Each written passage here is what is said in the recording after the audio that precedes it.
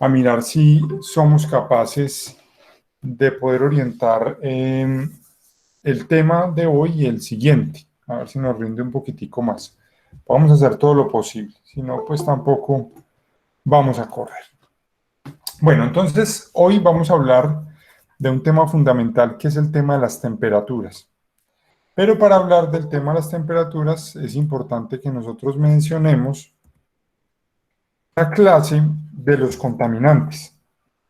Ya habíamos hablado de los contaminantes físicos y de los contaminantes químicos, pero nos quedaba pendiente un tipo de contaminante que es el tipo de contaminante biológico. Estos contaminantes biológicos son bastante peligrosos, bastante importante estudiarlos, principalmente porque nosotros no los podemos ver. Entonces, les voy a compartir otra diapositiva que tengo acá para que veamos un poquitico de eso, porque antes de eso es importante, antes de ver el tema de las temperaturas, es importante mencionar el tema de los contaminantes biológicos, que de ahí se desprende principalmente el tema. Bueno, como se los venía diciendo, los contaminantes biológicos, a diferencia de los contaminantes químicos o de los contaminantes físicos, que podemos ver, oler, sentir, mirar, nosotros los contaminantes biológicos no los podemos ver. Es bastante difícil nosotros poder ver una bacteria o poder ver un parásito o un hongo sin la ayuda de un microscopio. Para este caso, tenemos principalmente cuatro tipos de contaminantes. El primer tipo de contaminante biológico que tenemos hace referencia a las bacterias. Y las bacterias, la mayoría de contaminantes en los alimentos hacen referencia a las bacterias y son muy peligrosas. No todas, hay algunas bacterias que son bacterias buenas. No sé si ustedes han escuchado el término que últimamente está muy de moda, que es el tema o el término de los probióticos y prebióticos, si lo han escuchado alguna vez.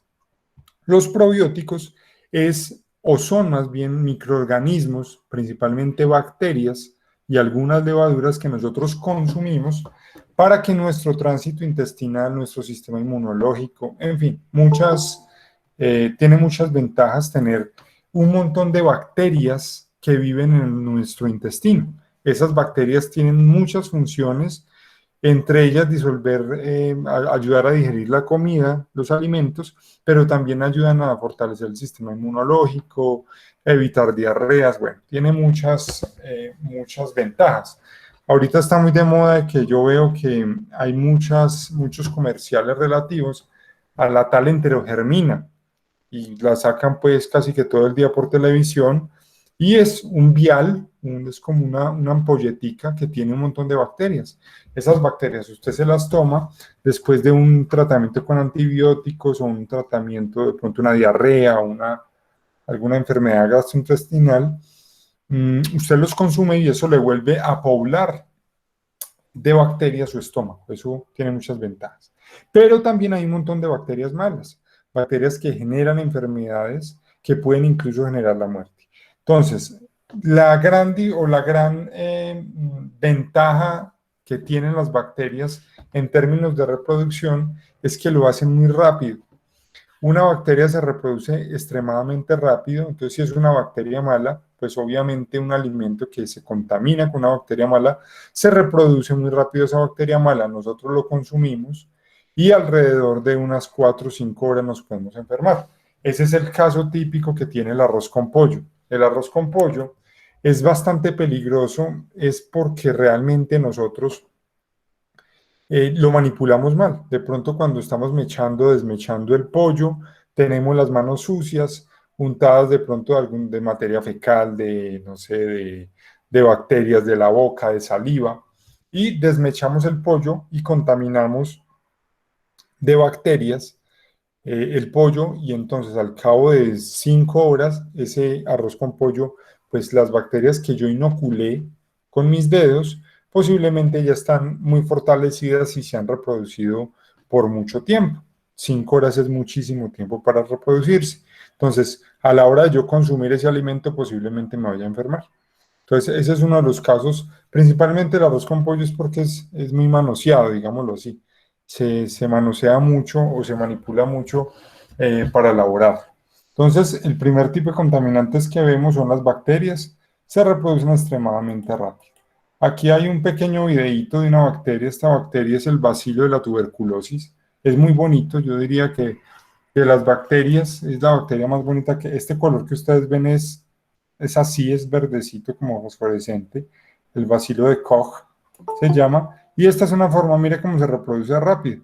Entonces, lo voy a volver a pasar acá. Miren, de dos bacterias, mire cómo se van reproduciendo, salen 4, 6, 10, 16, 32, de manera exponencial. Entonces, obviamente, una bacteria se reproduce muy rápido y al cabo de 2 horas, 3 horas, hay millones de bacterias que pueden llegar a generar una enfermedad. Bueno, ese es el primer tipo de contaminante que nosotros encontramos. El segundo tipo de contaminante biológico son los parásitos. Los parásitos, encontramos parásitos de dos tipos. Los parásitos macro, que son parásitos que yo puedo ver a simple vista, sobre todo los gusanos intestinales, las tenias, los ascaris, las lombrices, que yo puedo ver a simple vista. De pronto, hoy en día no es muy común que los humanos lo tengamos, pero sobre todo en los perros, perritos de pronto que usted adoptó, que son de la calle o que están recién nacidos y tienen el estomaguito todo infladito. Usted ahí el perrito tan gordito y posiblemente no es eso, sino que están llenos de parásitos. Entonces usted les da pues, un purgante o los desparasita y le salen un montón de gusanos o lombrices en la materia fecal. Entonces esos parásitos son macro, tienen un tiempo de crecimiento dentro del cuerpo humano o dentro del cuerpo de cualquier animal también considerablemente largo. Es un tiempo que puede ser entre la ingestión del huevito a que salga el gusano, pueden pasar entre 20 días y 3 meses, depende del tipo de parásito que sea. Y hay otros parásitos que son parásitos micro y son protozoos, tienen un comportamiento bastante similar al que tienen las bacterias sin ser bacterias, son de dos reinos distintos. Uno son protozoarios y el otro es reino mónero, son reinos totalmente distintos, pero tienen bastante semejanza en cómo se reproducen, cómo actúan y lo pequeños que son. Esos parásitos micro, uno de los más comunes que nosotros reconocemos es la ameba o la amiba, ¿cierto? Que las personas sufren o hemos escuchado o nosotros hemos sufrido de la tal llamada amibiasis, las amibas. O también encontramos uno que se llama la yardia y sufrimos de yardiasis. Esto principalmente se da cuando nosotros consumimos aguas que no son potables, aguas no tratadas, aguas de río, aguas de riego. Algunos alimentos los puedo lavar mal, sobre todo las hortalizas y las frutas. Al lavarlas mal pueden estar untadas de aguas de riego que pueden tener amibas. Y las amibas pues llegan y al cabo de 4 o 5 horas me empiezan a enfermar, a dar vómito, diarrea, diarrea con espuma, a veces incluso con sangre de amibas bastante peligrosas que pueden llegar a chupar sangre, consumir sangre y generar anemia y otras enfermedades bastante peligrosas. Las amibas son bastante delicadas, pueden dar abscesos en el hígado, incluso es bastante peligroso. Bueno, ese es el segundo tipo de contaminantes biológicos. Y el tercero, del que vamos a hablar, bueno, voy a hablar de otro que son los virus, pero de los virus en alimentos no se conoce mucho. Es más, de hecho, de los virus no conocemos mucho en términos generales, porque los virus se descubrieron hace poco, hace 30 años tal vez, se empezó a hablar de los virus. Y los virus son muy, pero muy pequeños. Si, por ejemplo, esta moneda que tengo acá fuera una bacteria, fuera así gordita, un virus sería como la punta de un alfiler, más o menos. La puntica de un alfiler sería el virus en comparación de tamaño. Entonces, obviamente, antes con el microscopio normal es imposible verlos. Hoy se tienen que hacer unas pruebas especiales con unos microscopios de barrido electrónico para poderlos ver y obviamente miren hoy en día el tema del coronavirus es un virus también y es muy pequeño, se necesitan hacer unas pruebas especiales. no es tan fácil como detectar una bacteria. Entonces no voy a hablar mucho de ellos. En alimentos tal vez encontramos el rotavirus, es como el más común de todos. Está posiblemente en el agua, en algunos alimentos contaminados. Y el de la hepatitis, es como de los más comunes que encontramos. Hepatitis, esa que uno se pone todo amarilloso. Esas como los más comunes en alimentos. Pero pues no tenemos mucha información. A diferencia de los mohos, de los hongos tienen dos tipos de hongos, bueno, sí, valga la redundancia. El primero son los mohos y el segundo son las levaduras. Los mohos, aquí hay una fotico, este pan que nosotros vemos aquí abajo es un pan que está mohoso, es un pan que está lleno de unos pelitos, esos pelitos son mohos, y esos mohos generan micobacterias, esas micobacterias son cancerígenas, pueden generar problemas, daños renales, hepáticos en el estómago. Lo ideal es que no, bueno, lo ideal no, es que pues tiene que ser uno, me disculpan la palabra, tiene que ser uno muy, no sé, muy osado, muy bruto tal vez, para comerse un pan en estas condiciones, ya todo mohoso. No solo con el pan, cualquier producto de panadería, la arepa también, las frutas, debemos siempre tratar de evitar de que estos mohos a veces, la gente dice, ah, yo le quito eso con un cuchillo y me lo como, los raspo, no. No porque en la fotico de aquí arriba, lo que usted le está raspando es esto, la forma reproductiva del hongo, las esporas del hongo. Pero debajo encontramos como unas raíces, digo como raíces porque no son raíces propiamente dichas, se llaman hifas reproductivas, y es donde sueltan esas micotoxinas, donde se da la generación de esas micotoxinas que son completamente tóxicas para nuestro cuerpo. Entonces, un pan que esté así, nosotros no lo debemos consumir, listo. Eso sí, pues quiero que les quede claro. Y en segundo lugar encontramos las levaduras. La mayoría de levaduras que nosotros encontramos son levaduras buenas, levaduras que nos ayudan en muchos casos a los procesos tecnológicos. Por eso pongo una cerveza ahí, porque la cerveza es hecha con un tipo de levadura que se llama la Saccharomyces cerevisiae y se puede generar cualquier tipo de bebida alcohólica fermentando cerveza, fermentando cualquier cereal con la acción de la levadura. Entonces, si yo quiero hacer, por ejemplo, aguardiente o ron, pues fermento miel de caña. Si quiero hacer vodka, fermento papas. Si quiero hacer sake, fermento arroz. Si quiero hacer tequila, fermento el agave, ese maguey.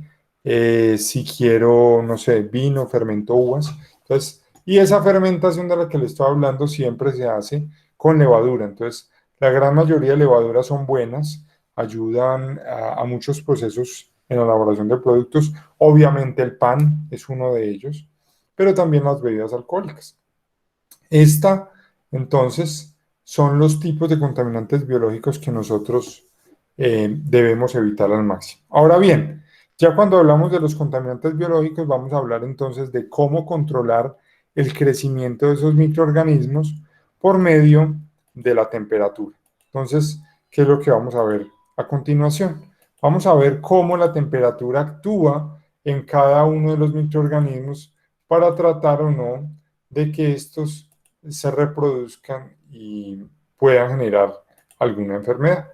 Muy bien. Entonces, en esta diapositiva que les estoy presentando acá, hay una línea larguita, una línea que va de los menos 20 grados centígrados a los, no sé, 90, 100 grados centígrados. Por eso pongo más grados centígrados. Y entre esa línea hay unas particiones.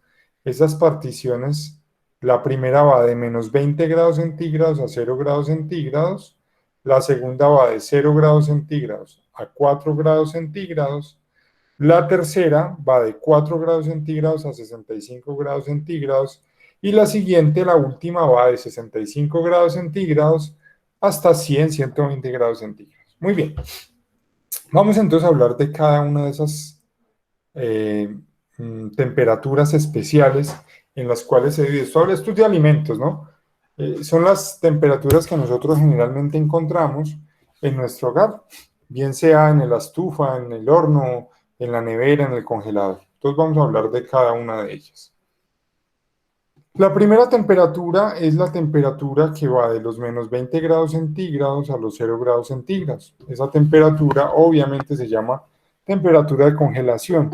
Todos los alimentos que hay ahí son alimentos que están congelados y por lo tanto cuando un alimento está congelado, las bacterias o los microorganismos se quedan estáticos, no se mueren, ojo con lo que les digo, no se mueren, se quedan estáticos, se quedan como hibernando, se quedan como dormidos, pero precisamente dormidos no, sino que es una manera de nosotros poder definir una forma de vida que se llama animación suspendida. Y esa animación suspendida lo que hace es detener cualquier tipo de actividad metabólica en una bacteria. Esa es la primera temperatura. La segunda temperatura va de los 0 grados centígrados a los 4 grados centígrados y esa temperatura es la temperatura de refrigeración. Entonces miren la diferencia. La temperatura de congelación va de menos 20 a 0.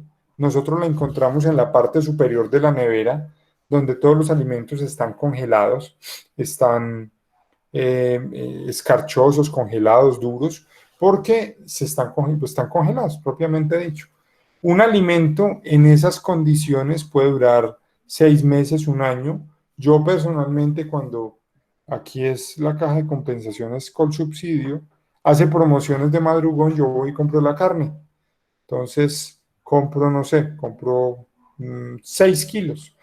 Cerdo, bueno, res, bueno, todo lo que yo necesito, lo empaco en bolsitas y la guardo. ¿Cuánto tiempo la guardo? 3 meses, 4 meses, 5 meses la he guardado. Y la carne, para ganarme esas promociones, ni se daña, ni se pone fea, nada por el estilo. Simplemente, en el momento que yo la voy a utilizar, la bajo del congelador al refrigerador desde la noche anterior para consumirla al día siguiente. Y la carne está fresca, no pasa nada. ¿Por qué? Porque la congelación, como se los vengo diciendo, detiene la temperatura, detiene la actividad metabólica de cualquier bacteria, cualquier microorganismo, y es como si el tiempo se detuviera. Más o menos se los pongo así, es como detener el tiempo. La congelación es como detener el tiempo. Y la siguiente temperatura es la temperatura de 0 a 4 grados centígrados, que es la temperatura de refrigeración. Esta temperatura la encontramos principalmente en... Ay, ¿qué pasó acá? La encontramos principalmente en el refrigerador, o sea, en la parte de abajo de la nevera. En muchas temperaturas, miren que ustedes que la nevera tiene una parte alta arriba donde dice lácteos, quesos, ahí los guardamos, carne incluso, y la parte de abajo donde están la cajita que uno saca, donde guarda las verduras. Es una temperatura que no es tan bajita para no quemar las verduras y que permanezcan frescas por más tiempo.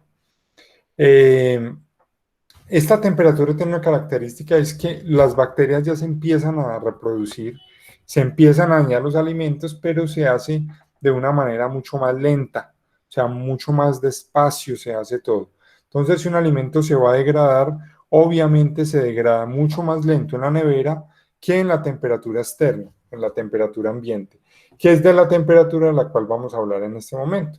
Es una temperatura que va de los 4 grados centígrados a los 65 grados centígrados. Esta temperatura tiene, digámoslo así, una característica, es que nosotros la llamaríamos temperatura crítica. Si ustedes ven acá, miren que esta bacteria que yo les dibujé acá, esta zapotica, está muy feliz. Es una bacteria que está feliz. Y también les puse una calaverita. ¿Por qué? Porque esta temperatura es la temperatura que nosotros siempre debemos evitar al máximo. ¿Para qué? Para tratar de garantizar que los alimentos duren por más tiempo.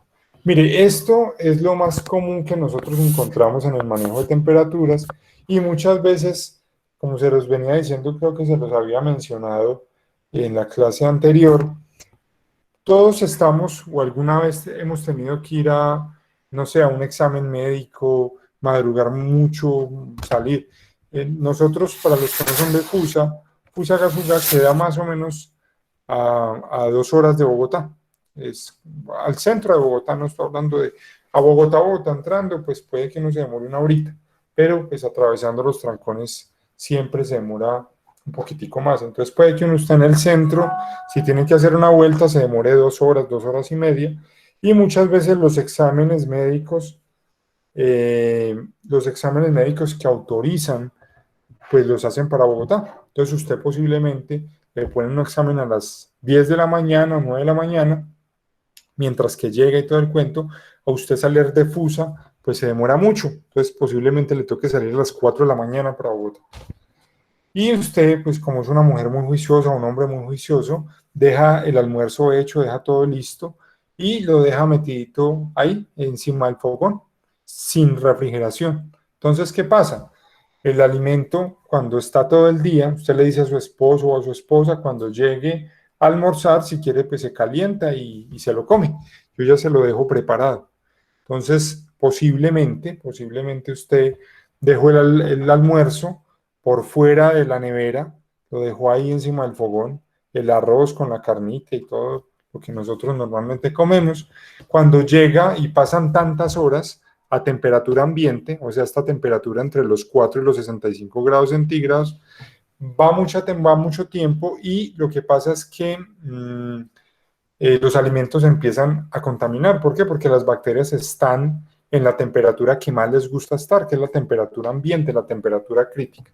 A diferencia que si yo, una vez que termino el almuerzo, de elaborarlo, de la comida, espero a que se enfríe un poquitico y lo guardo en la nevera, estoy conservando a una temperatura entre los 0 y los 4 grados. ¿Qué va a pasar con los alimentos? Que las bacterias, como hay tanto frío, no se reproducen y no se van a deteriorar o no se van a dañar los alimentos y por ende, pues obviamente las personas que lo consuman no se van a enfermar. Entonces, esto es una ventaja que tiene el utilizar la nevera. Yo siempre les digo, la nevera no es solo para pegarle imanes o para pegarle por ahí facturas o no. La nevera es para usarla, ¿cierto? Para usarla, para guardar todo en la nevera. Yo a veces, yo soy de Manizales y en mi tierra se toma mucho aguapanela. Yo tomo aguapanela todo el día. Por mí es la bebida, mi bebida favorita. Yo la hago y yo no la dejo todo el día en el fogón. Yo simplemente la preparo, espero a que se atempere un poco y la meto en la nevera y listo. Y ahí la dejo en la nevera. Entonces, cuando necesito, pues saco el poquito para hacer mi chocolate o para hacerme aguapanela con limón o tomarme un té, una aromática, lo que sea, y la voy sacando. Entonces, de esa manera la aguapanela me puede durar 3, 4 días y no se me va a dañar. ¿Por qué? Porque es una aguapanela que ha estado completamente refrigerada. En este caso también, pues se usa para cualquier tipo de bebida, una sopa, un jugo, o almuerzo, el arroz, ¿cierto? A veces hoy en día las familias son más pequeñas y uno hace arroz, no hace arroz para un día. Usted hace arroz para 1, 2, hasta 3 días hace arroz y ese arroz usted una vez lo prepare, guárdelo en la nevera para tratar de evitar que se contamine. Entonces, esas son las 3 temperaturas principales y la última temperatura que va de los 65 grados centígrados hacia arriba, que es una temperatura que destruye, esta sí los mata, destruye los microorganismos. De ahí el adagio popular que dice que la candela lo mata todo. Eso es cierto. Realmente el calor destruye los microorganismos y hace que los alimentos pues sean aptos para el consumo humano. De ahí que hay que asar bien la carne, que hay que asar o cocinar bien los alimentos, no sé, incluso hasta hervir el agua, pues, para tratar de evitarle bacterias, sobre todo aguas que no sean muy potables. Entonces, la temperatura ayuda muchísimo a matar los microorganismos. Entonces, estas son las 3 temperaturas que vimos y también hablamos de los contaminantes de tipo biológico, que son los que estamos o de los cuales estamos hablando. Cuando hablamos de contaminantes de tipo biológico, hablamos de que el control principal se da por el manejo de temperaturas de cada uno.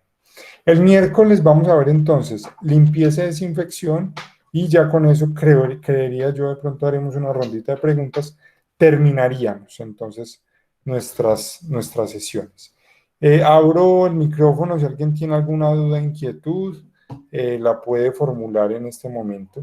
Con mucho gusto la respondemos.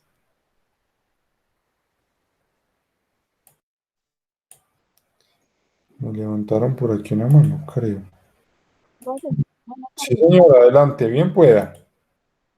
Profe, cuando las personas comen en la calle Sí, señora. y están en un ambiente abierto, están expuestos a agarrar cualquier microorganismo, bacterias y cosas parecidas. Sí, señora, claro, sobre todo las esporas de los mohos, de los hongos. Los hongos, las bacterias no vuelan, o sea, ellas no andan por el aire, las bacterias siempre están en contacto con algo, con, no sé, una mesa, un utensilio, pero las esporas de los hongos, la fotico que les mostré ahorita, esos pelitos que ustedes vieron en la diapositiva, sí vuelan por el aire.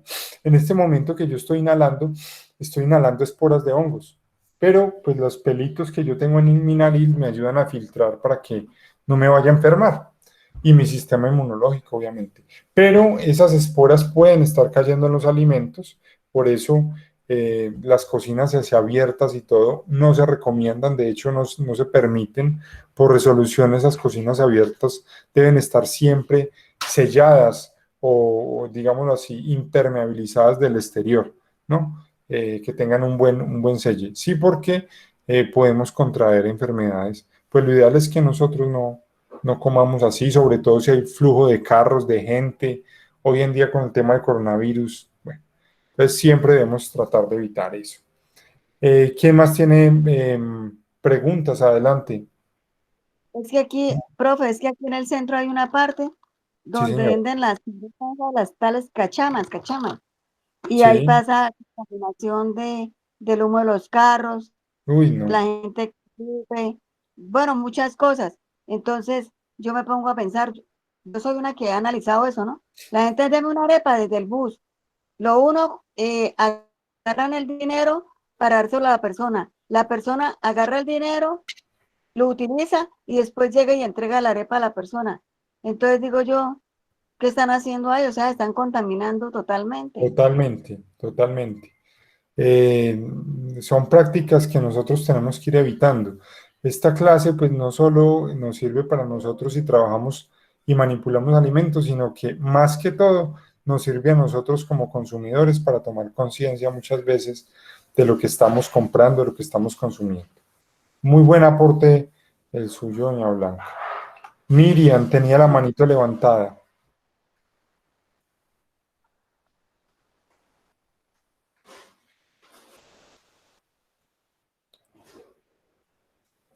O Nelly, de pronto, si tiene alguna pregunta, también puede hablar, abrir el micrófono y hacer la pregunta.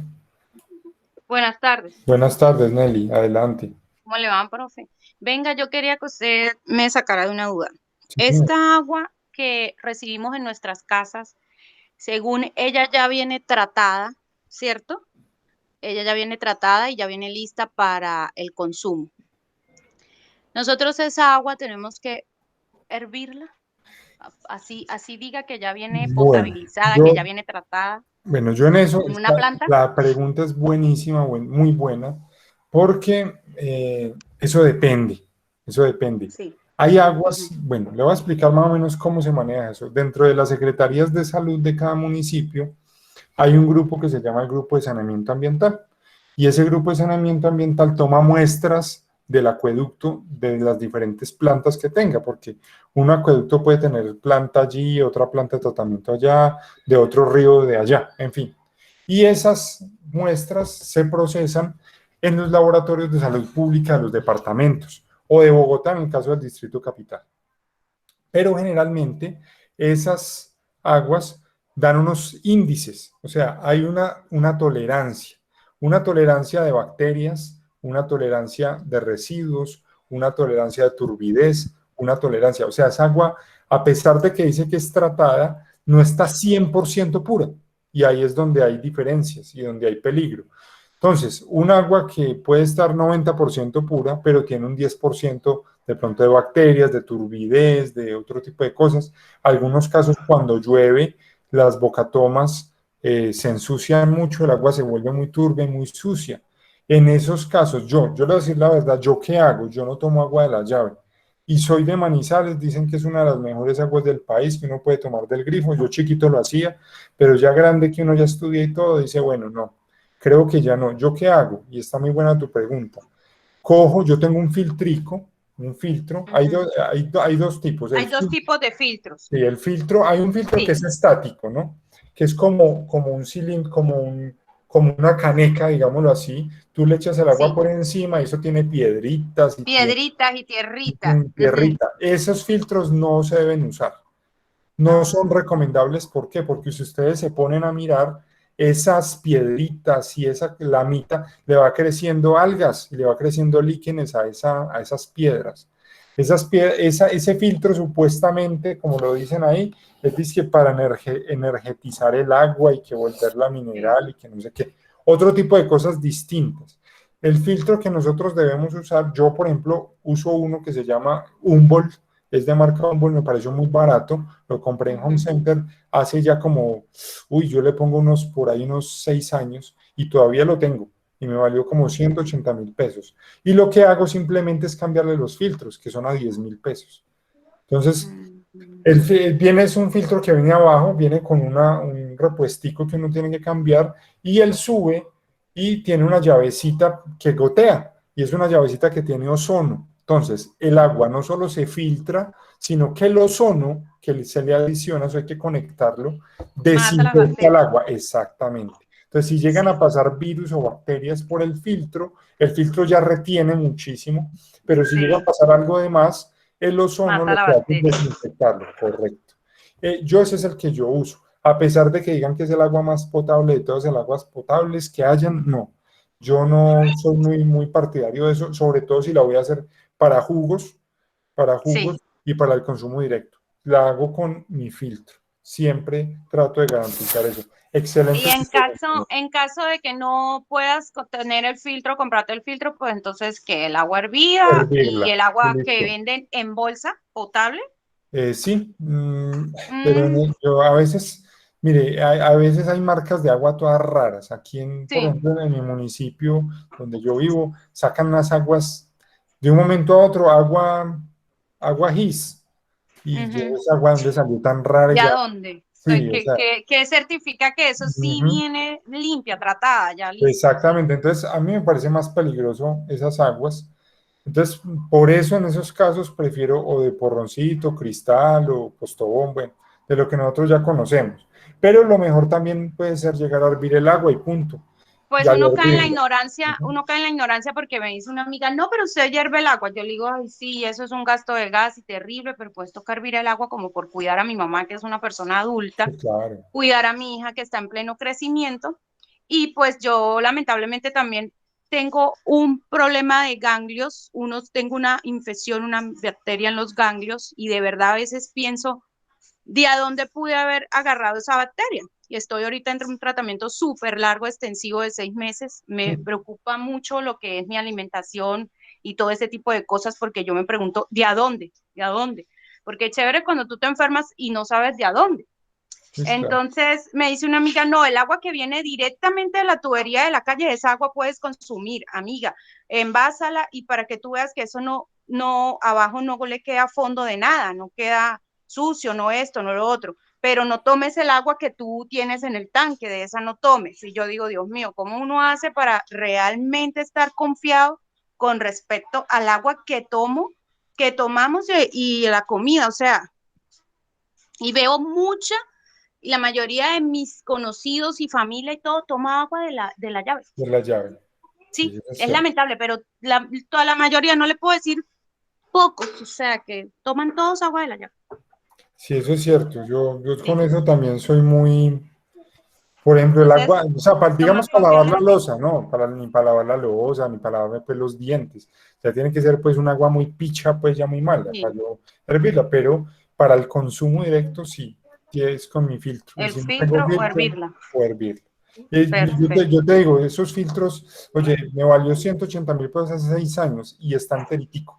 Y no le tengo que cambiar los repuestos a 10,000, el agua es perfecta. Sí. Te lo recomiendo mucho.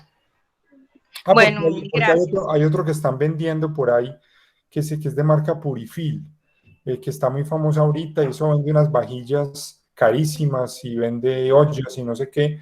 El filtro es muy bonito, eso tiene hasta un bombillito y todo el cuento, y tú lo conectas y después una maravilla el agua, pero cada repuesto, el bombillito cambia de color cuando hay que cambiar el repuesto, y cada repuesto vale 400.000 pesos. Entonces, Sí, pues sí. obviamente no es una renta que uno tiene ahí adicional. En cambio, estos filtros que yo te digo tienen repuestos genéricos de 13.000, 15.000 pesos.